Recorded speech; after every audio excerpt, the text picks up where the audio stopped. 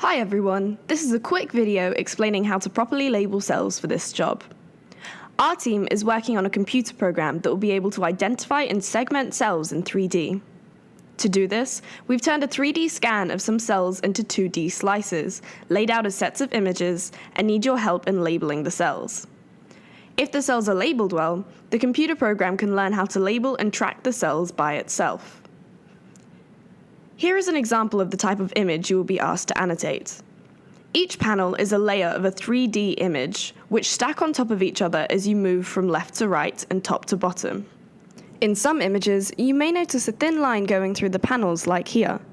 Ignore this. This is just an artifact of the experiment. One thing to remember is that these images are a progression through 3D space, so the cells might change shape and size between panels as their cross-section changes.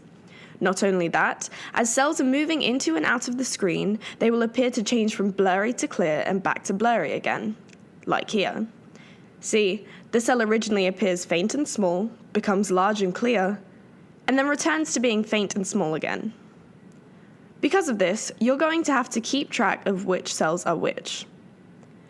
In order to label the cells, you will have to color in each cell in the image, keeping colors specific to the cell. So, for example, this cell might be colored red throughout the sequence, while this cell might be colored green. Zoom in on the image by clicking on the magnifying glass, and then select the paintbrush tool. Choose the first color in the list on the left and color in your first cell. It is easiest to outline the cell and then color in the inside. It is important to color in the cell very carefully, coloring exactly to the cell boundary. It is easier to see if you go over the lines by adjusting the transparency like so. If you make a mistake, use the undo button here, or the eraser button here. To use the eraser, you must also unlock the color that you wish to erase. You can also change the size of both the paintbrush and the eraser by using the slider here. Now go to the next panel and color in the same cell in the same color and continue until the cell has been colored in all of the panels in which it appears. Repeat this process for all other cells in the image. Alternatively, you can use the magic tool to color in the same cell in multiple frames at once. Once again, zoom in on the image by clicking the magnifying glass. Now select the paintbrush tool and roughly color the same cell across different panels. Next, select the magic tool and click on the background of the image, like this. Select the eraser tool and click on the colored area outside of the cell. This should leave only the cells colored in. You should make sure that the magic tool has colored the cells accurately and use the eraser tool to make any changes necessary.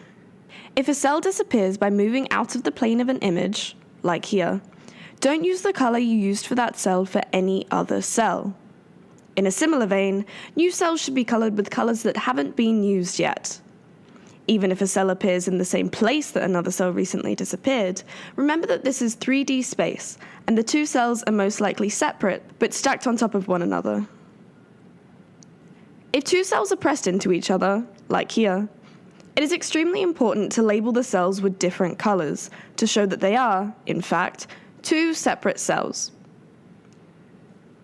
Finally, we have adjusted the contrast on these images to make the cells clearer. However, this occasionally results in artifacts.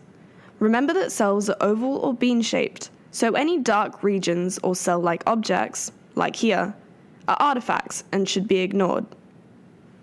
After you have accurately colored in all cells in an image, you're ready to submit. Good luck, and thank you for helping us with our project.